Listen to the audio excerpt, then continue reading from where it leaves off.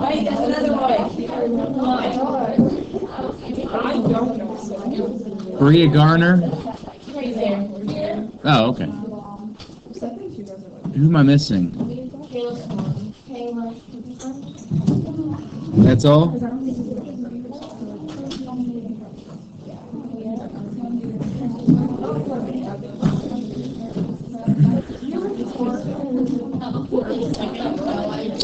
Well, no, I'd actually forgotten, but whenever I started this recording, I went back through everything, so we should be good to go. All right, one thing I am going to do slightly differently, you'll notice here on the left-hand side, stage left, as to say, you're all right. One of the things I find that many people have difficulty with when it comes to history is understanding what's the point. Specifically, why do I need to memorize a bunch of stuff? Yeah, memorize a bunch of stuff.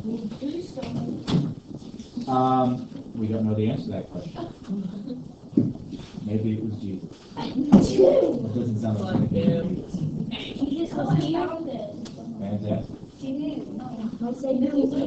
Seriously, one of the best costumes I ever saw anybody do, I forget who it was, but their dad dressed up as Jesus for Halloween and had a bunch of Swedish traditionalists handing them out. It's like, that's amazing. It's a great idea. Anyhow, but back to the point of this whole thing.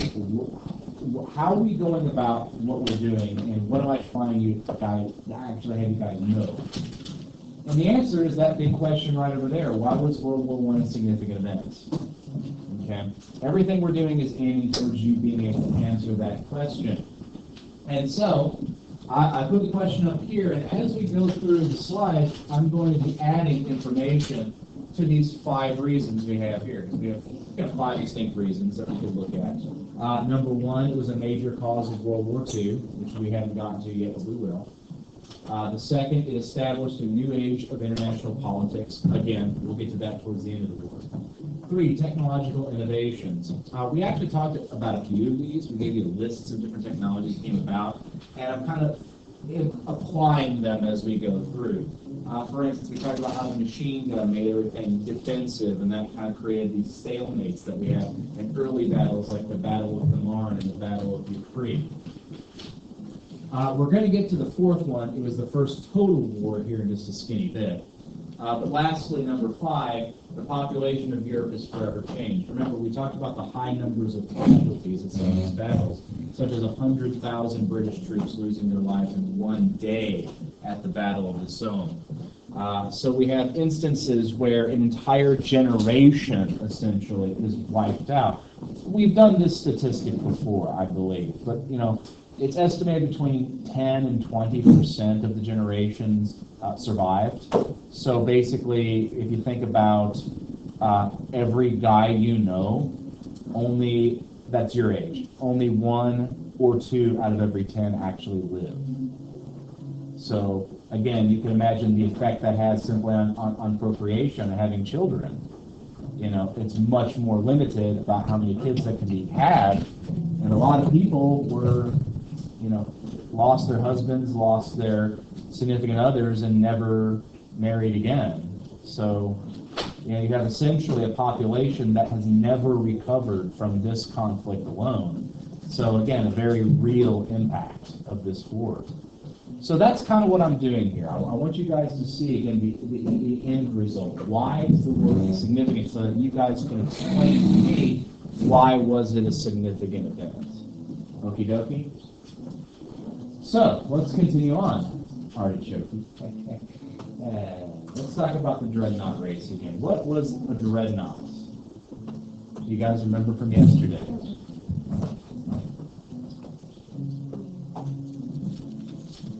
If you're going to record that, that's cool over there on the side, but you might actually want to wait till it's filled out. That way you don't have to keep, updating it. So, if you want to follow along, great, but if you're just going to take it at the end, that's totally cool. So. Yes, you got dreadnought? Is it the unrestricted submarine left there? No. They're tied together. It's a ship, right? What kind of ship?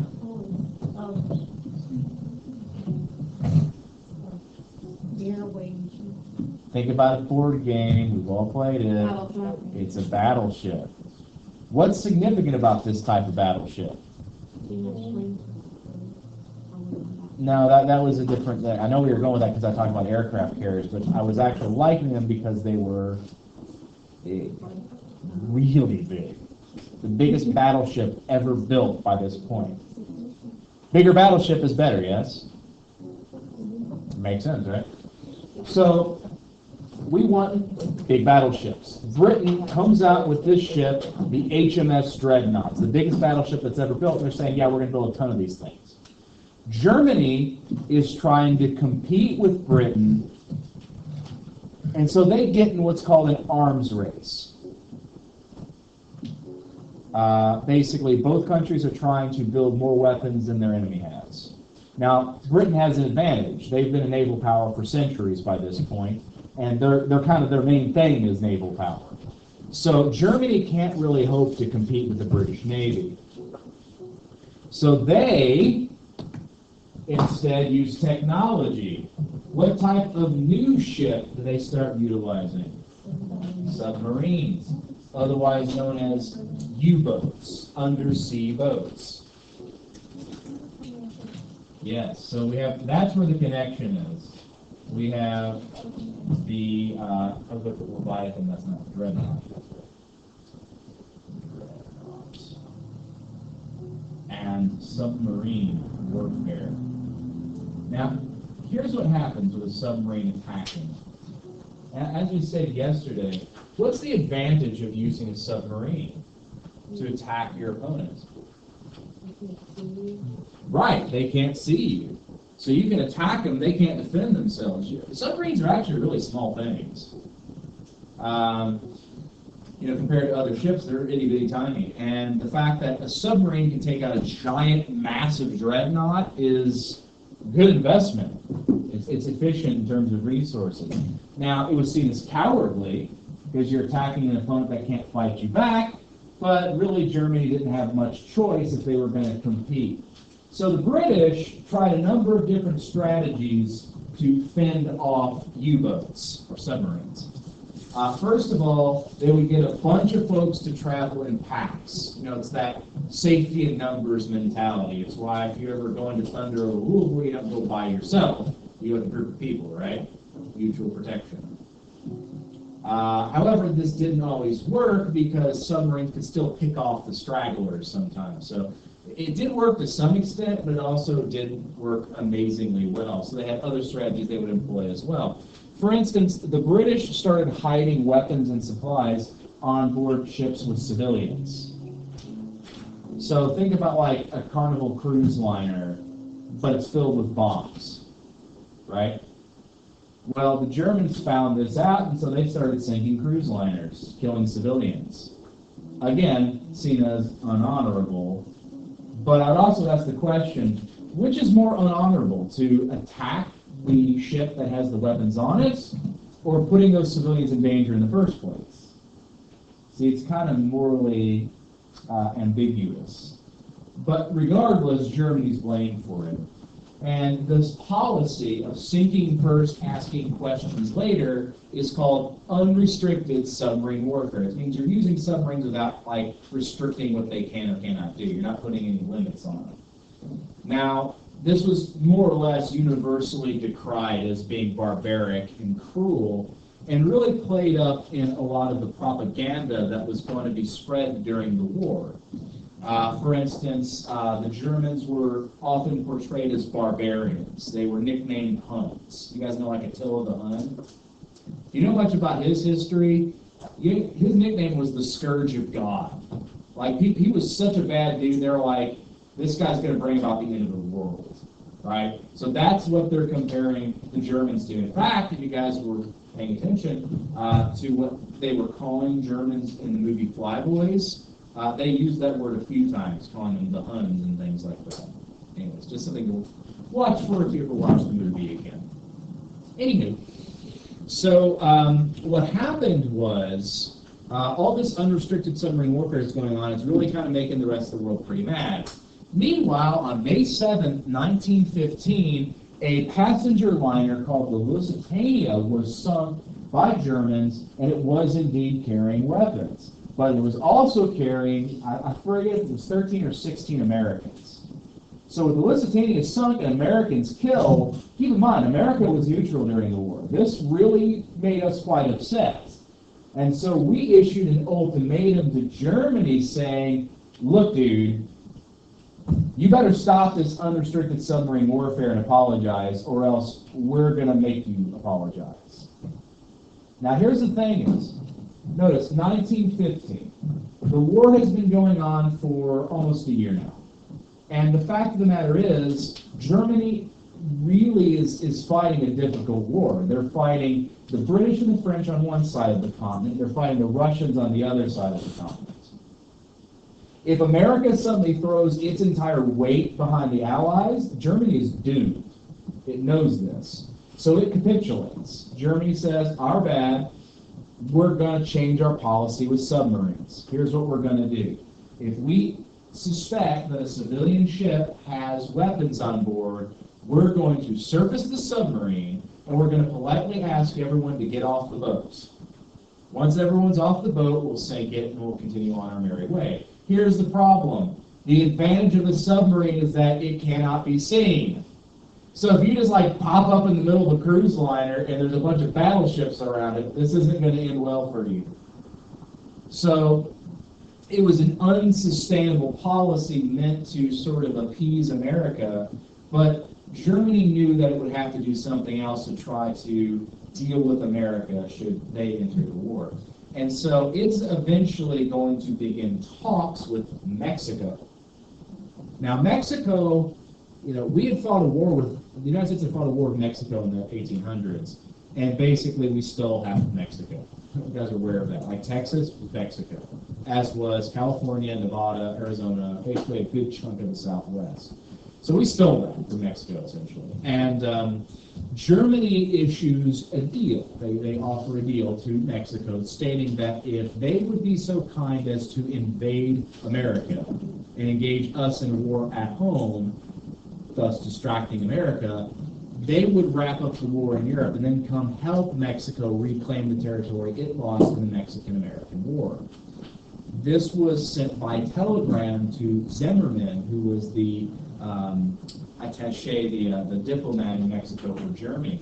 This message was intercepted by the British and given to the Americans. It's called the Zimmerman Note, or Zimmerman Telegram. And that basically was the nail in the coffin for the United States. After the Zimmerman Telegram was signed, we kind of like, all right, Germany, we're tired of your nonsense, and we went to war. And that actually ended up basically really, really helping out the Allies. It is often misunderstood that Americans won the war. We didn't. We helped win the war. We certainly had a major role in changing that bit of history, but we weren't like single-handedly responsible for like, knocking out everybody, things like that. We just sort of like, well, to put it another way, this is a poster, I don't know if you guys have seen it, that floated around Facebook a little while. Mr. Householder liked it so well that he laminated it. And I borrowed it because it's kind of funny. It's, what if World War I was a bar fight? What happened? You can follow along with history. Germany, Austria, and Italy are standing together in the middle of the pub. Serbia bumps into Austria and spills Austria's drink. Austria demands that Serbia buy it a whole new suit because it spilled some beer on its trouser leg. Germany expresses its support for Austria's point of view. Britain recommends that everybody calms down a bit. Serbia points out that it can't afford a whole new suit, but offers to pay for the cleaning of Austria's pants. Russia and Serbia look at Austria. Austria asks Serbia who it's looking at. Russia suggests that Austria should leave its little brother alone. Austria inquires as to whose army will assist Russia in making it do so. Germany appeals to Britain that France has been looking at it and that it's sufficiently out of order that Britain not intervene. Britain replies that France can look at whoever it wants to, and Britain is looking at Germany too. And what is Germany going to do about it? Germany tells Russia to stop looking at Austria, or Germany will render Russia incapable of doing so. Britain and France ask Germany whether it's looking at Belgium. Turkey and Germany go off into a corner and whisper. When they come back, Turkey makes a show of not looking at anyone. Germany rolls up its sleeves, looks at France, and punches Belgium. France and Britain punch Germany. Austria punches Russia. Germany punches Britain and France with one hand and Russia with the other. Beast! Russia throws a punch at Germany, but misses, and nearly falls over. Japan calls over from the other side of the room that's really on Britain's side, but stays there. Italy surprises everyone by punching Austria. Australia punches Turkey and gets punched back, but there are no hard feelings because Britain made Australia do it. France gets thrown through a plate glass window, but gets back up and carries on fighting. Russia gets thrown through another window, gets knocked out, suffers brain damage, and wakes up with a complete personality change. And that's really funny because what you guys don't know yet is that Russia had to leave the war because of the Soviet Revolution. That's really funny. Italy throws a punch at Austria and misses, but Austria falls over anyway. Italy raises both its fists in the air and starts running around the room chanting. America waits till Germany is about to fall from sustained punching from Britain and France, then walks over and smashes it with a bar stool, then pretends it won the fight all by itself. By now, all the chairs are broken, the big mirror over the bar is shattered, Britain, France, and America agree that Germany threw the first punch, and so the whole thing is Germany's fault. While Germany is still unconscious, they go through its pockets, steal its wallet, and buy drinks for all of their friends. Which is basically exactly how the war ends. We'll get to that later. So, you know, it kind of fits. So speaking of Australia, as we pointed out, Turkey really wanted to side with Britain. In fact, Turkey had actually bought 2 battleships from Britain. Britain was building them for Turkey. And then when the war broke out, Britain just kind of like stole them and said, well, they're ours now. And so Turkey was very sad about this. And when they asked, can they still be friends, basically England was like, no. Now, the reason behind that was political.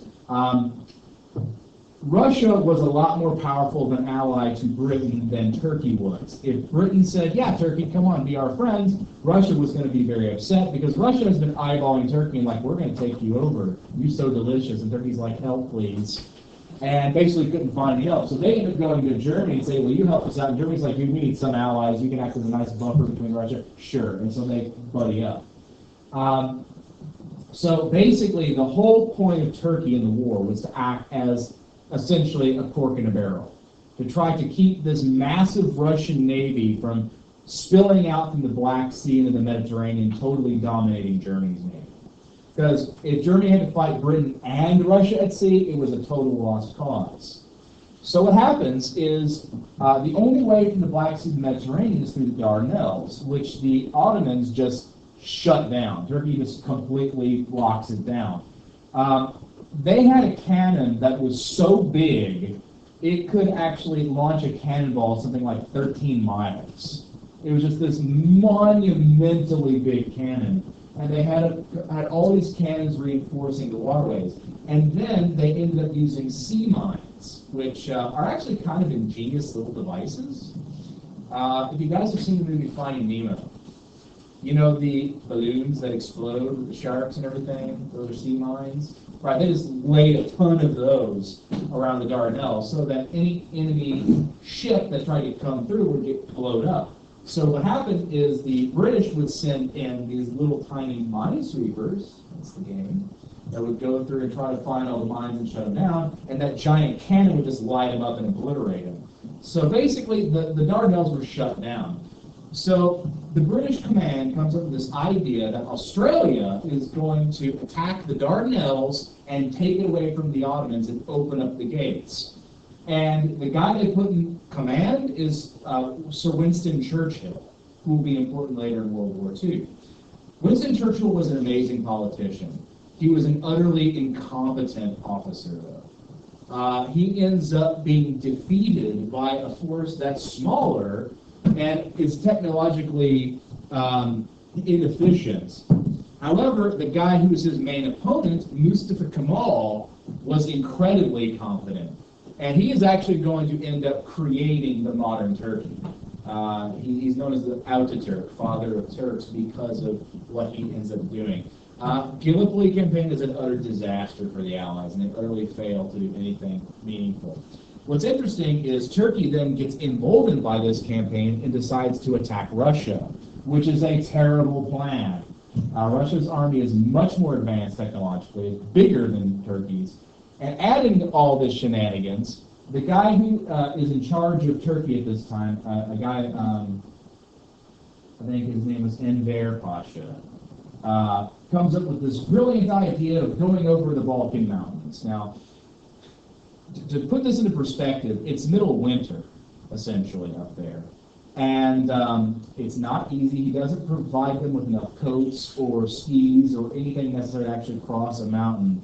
So he basically is totally unprepared to send them through the worst terrain imaginable.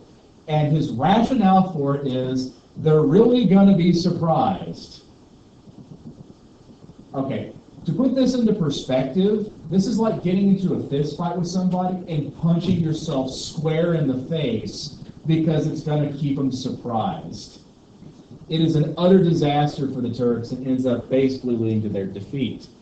That plus all the shenanigans of a guy named P.T. Lawrence, who we'll get to here in a minute.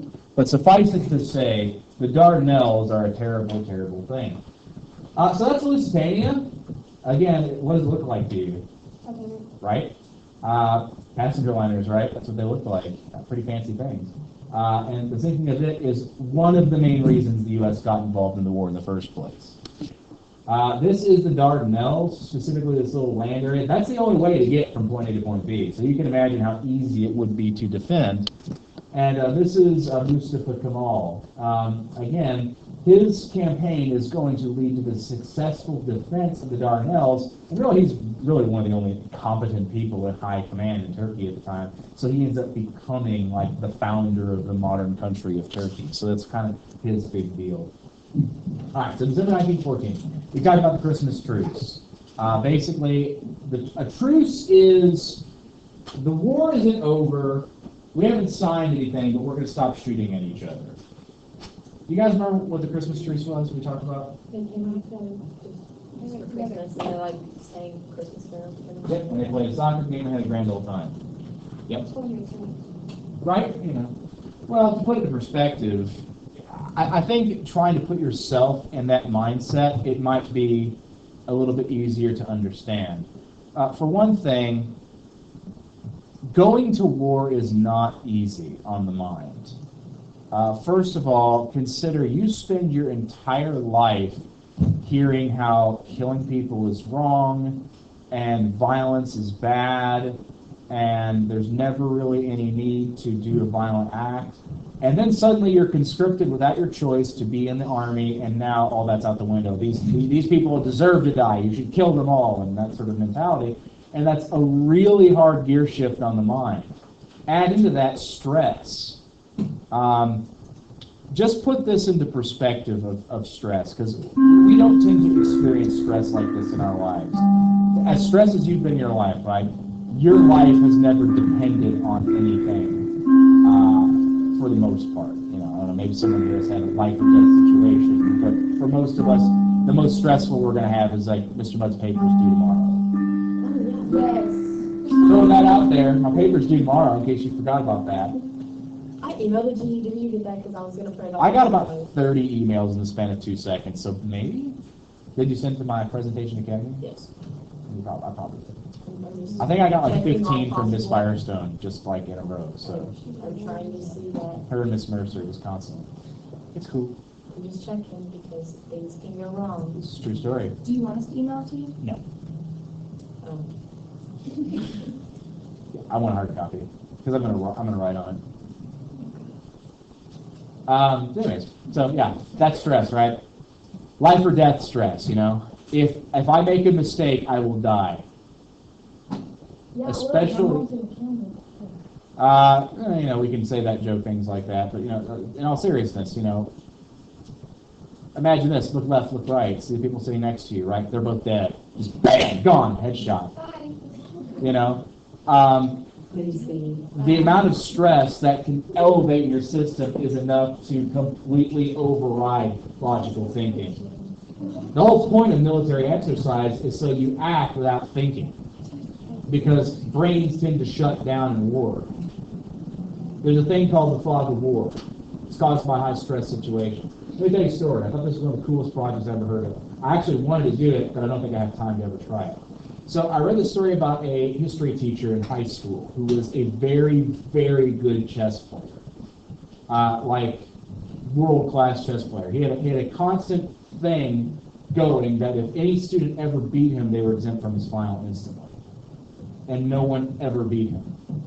And he actually spent time in class like teaching how to play chess. Like there was a section on chess, and there was a quiz at the end, like, what pieces could do what moves and things like that. And then he had a great chess game.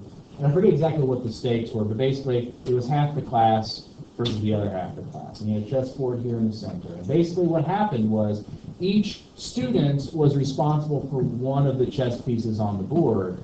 And the king had a special seal that he had to make, so like, it would officiate the orders. And so what would happen is the regular order of pawns was thrown out the window. Whoever got their order in first, the teacher got to move. So basically, you wanted to get your moves in as fast as possible. But orders had to be written out, given to the king for stamping, and then carried to the board by the piece, or by the student who represented that piece that was being moved. So basically, it was this whole chain of command, essentially. And what happened was instant chaos. As soon as the game began, people started rushing and hurrying and things like that. And at one point, there was one king who could have been taken by the enemy team, but the official orders weren't stamped, and so nothing was able to move and nothing happened, and basically it was utter chaos.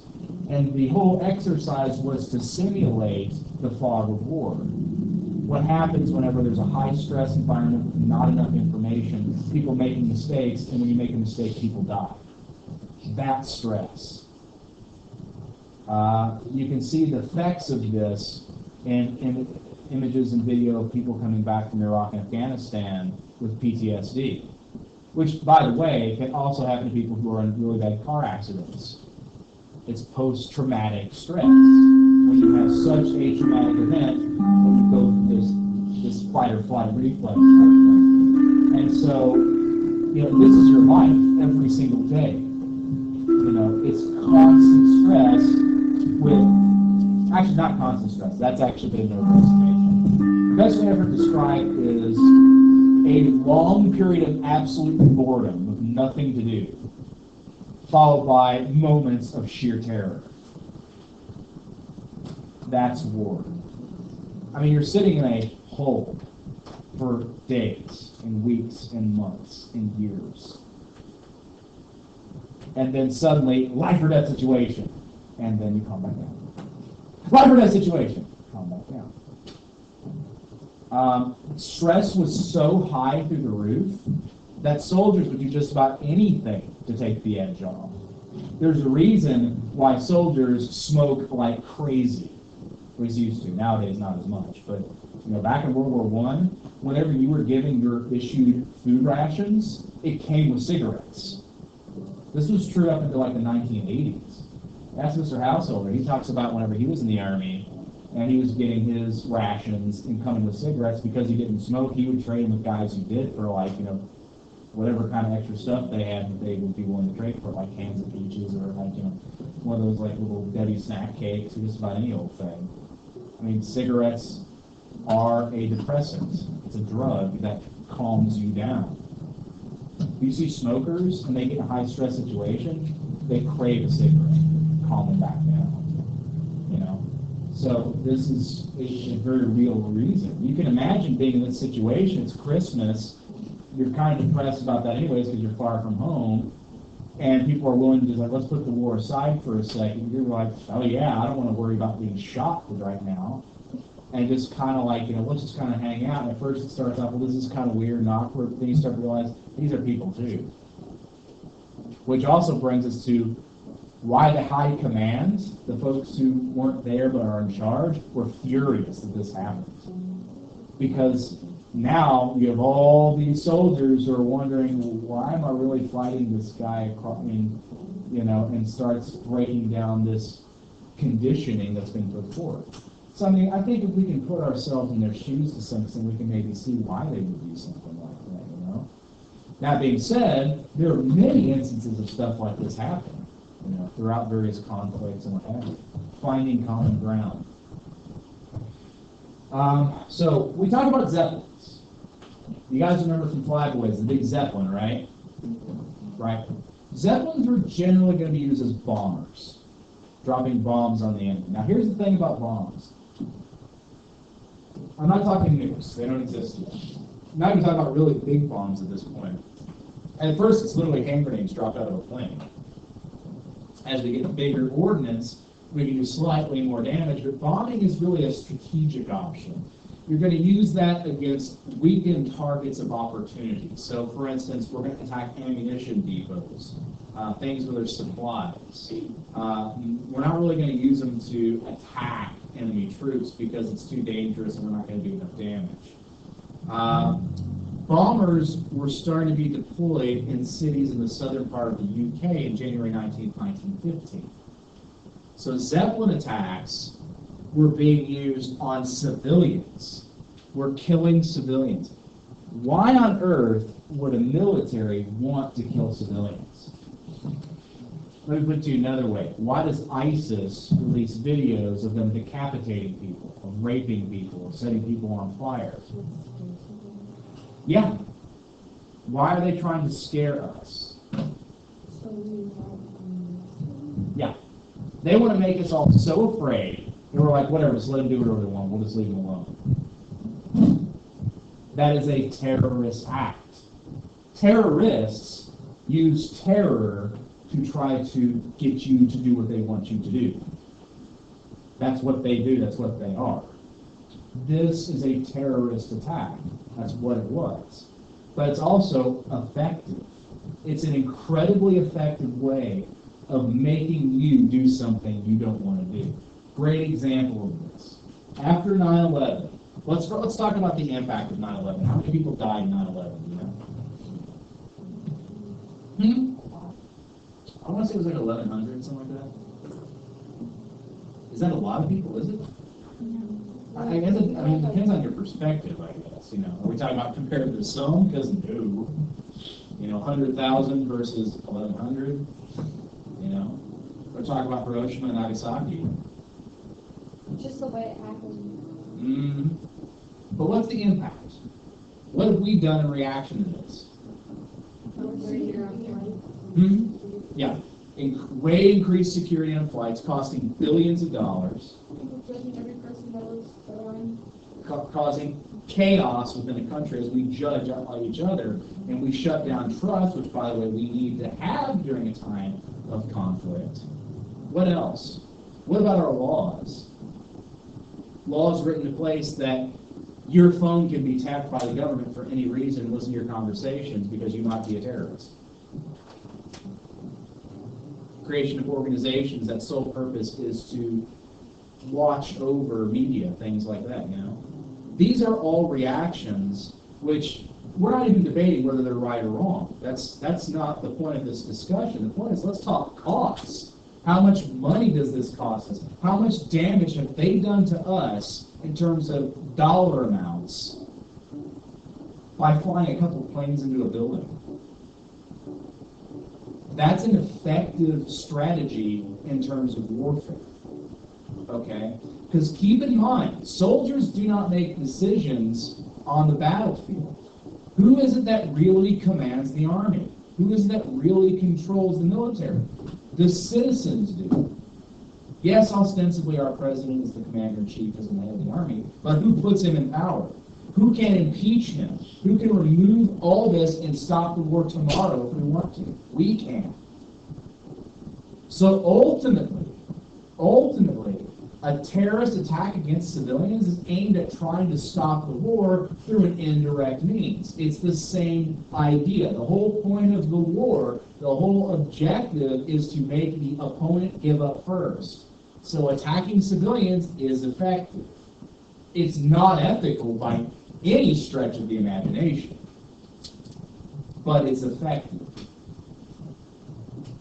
That's an important distinction, because we often do not do what is ethical whenever we are scared. Now, another major problem with the population being so devastated at these battles, and the fact of the matter is, in a time of war, people don't really want to join the army, do they? I mean, some do. At the beginning of the war, people are gung-ho about, yeah, let's join the war, but let's kill the dirty Huns, let's get revenge. And then as the war drags on, people are like, oh, thanks. So the nation needs soldiers. They become desperate for troops. So they issue conscription, which is basically you're forced in the army. Yeah, it's the same basic concept. The draft is a form of conscription.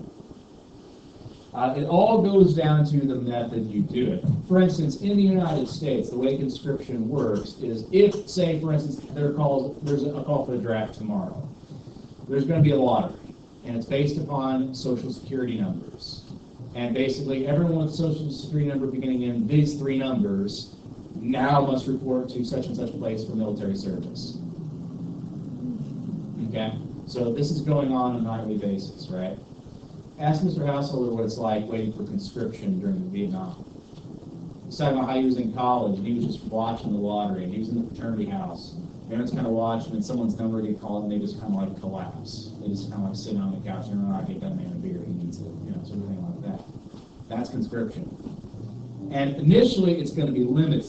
For instance, it's only men, and it's only men between the ages of 18 and 41. Married men are exempt until May 3rd. And then those ages are going to creep other directions. There's a pretty famous guy, I believe his name's Audie Murphy, in World War II, who was 14 when he went and joined the Marines. He lied about his age, and basically the only way he got permission from his mother to do this was he promised that when he got out of the war that he would finish high school. Now in the war, he had some pretty crazy achievements and was actually awarded the Congressional Medal of Honor.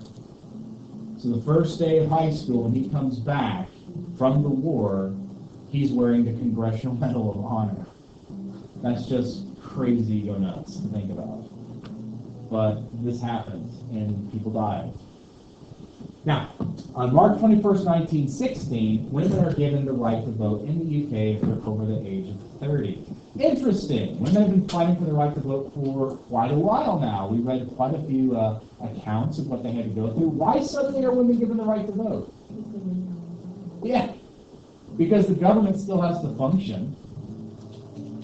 Men are all gone. We need women to take control.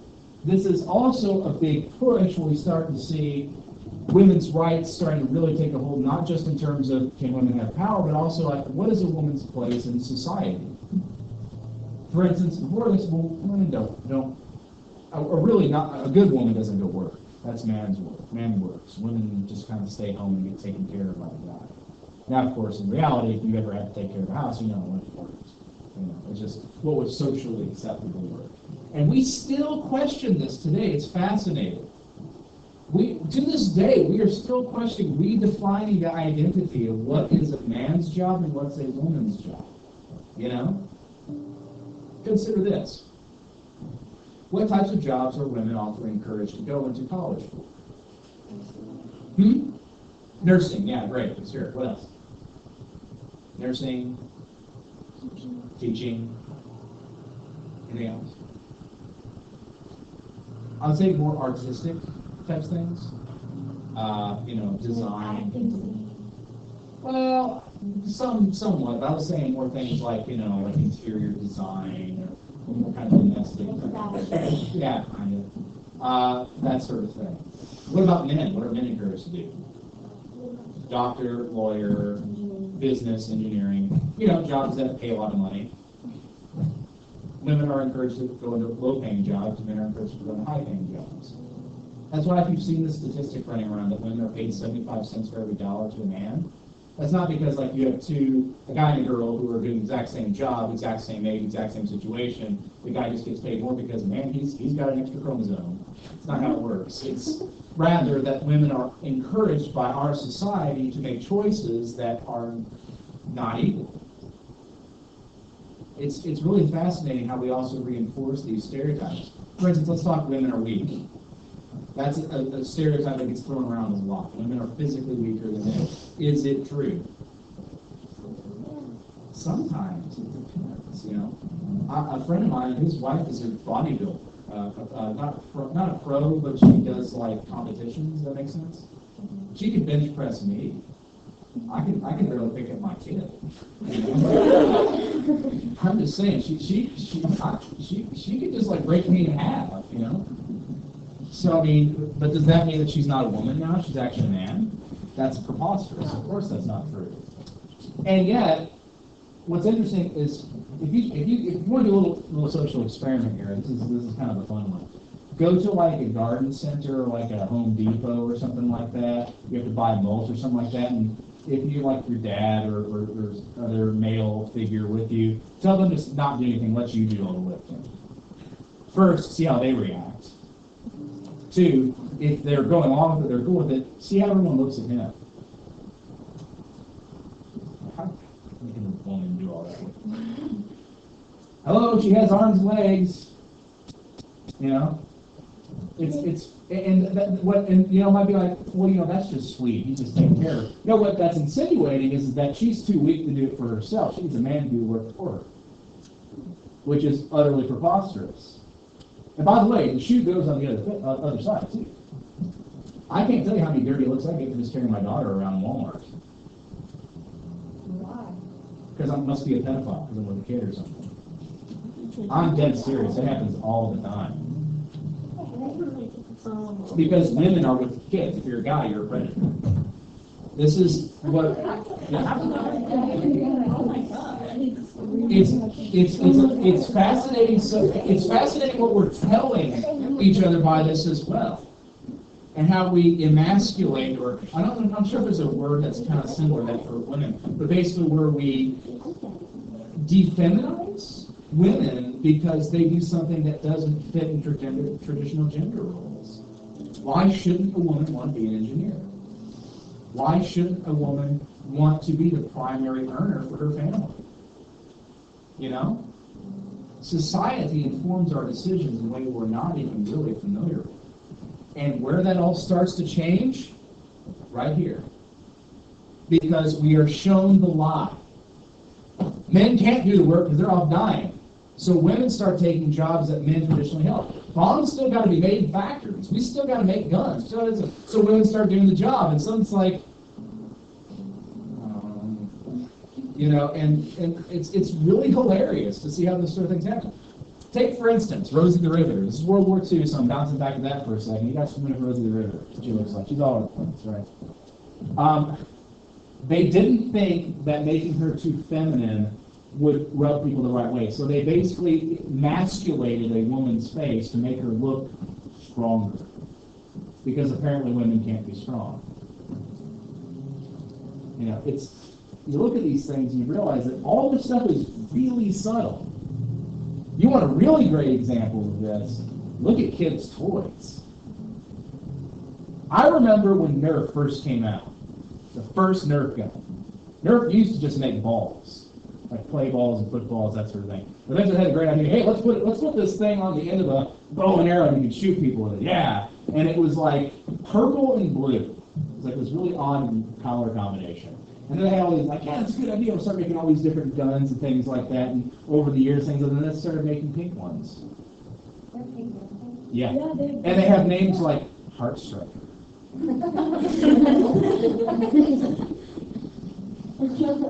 I'm dead serious. Go to Meijer, you can see this crap. And I'm just like, it's a Nerf gun! Legos are another great example. Because Legos used to be primary colors in a box, In fact, you can actually go to Salvation Army, I believe it is, and buy bags of Legos. Like, they don't match at all. It's like people turn the Legos and like, whatever, here's a 10-pound bag of Legos. Like, thank you very much. You know? They're fantastic, right? But now if you buy sets, because that's the only way to sell them anymore, you've got stuff like, your classic Lego set, Batman, you've got Harry Potter, of course, the Lord of the Rings, and you've got Castle, Alien Adventure set, and then they've got Little Sketch. I never understood why they put the pets, like all the little dogs for the girls. Like, I don't know. It just didn't make sense to me. We reinforce gender stereotypes from the very beginning. Yeah. And what's weird is how people will get really upset about this. There's a great article I had my Soch folks read a number of years ago about a little boy who had this pair of shoes he absolutely loved. They were purple. And the school was giving him flack for wearing them because they would turn him gay. Yeah, because apparently sexual choice is dictated by the color purple. Now, I will tell you this. I used to love the color purple because Donatello was my favorite Ninja Turtle.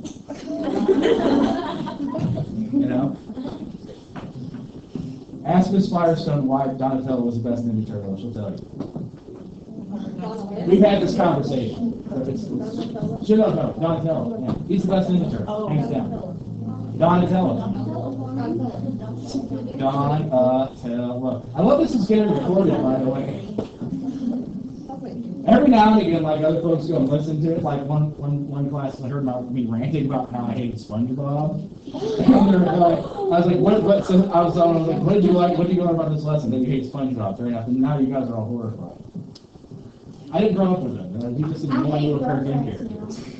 It's fine. You're allowed. Let the hate flow through you. Yes. Let it turn you to the dark side of the force. Anyway. So. That's pretty much that slide, so we'll leave it at that. Hey, things we've learned today. That the dreadnought race, the submarines, got a lot of changes going on, that the color purple turns to gay, and yes, ma'am. Yes, please. Yes, go ahead. Guys, the papers are due tomorrow, don't forget. That was record.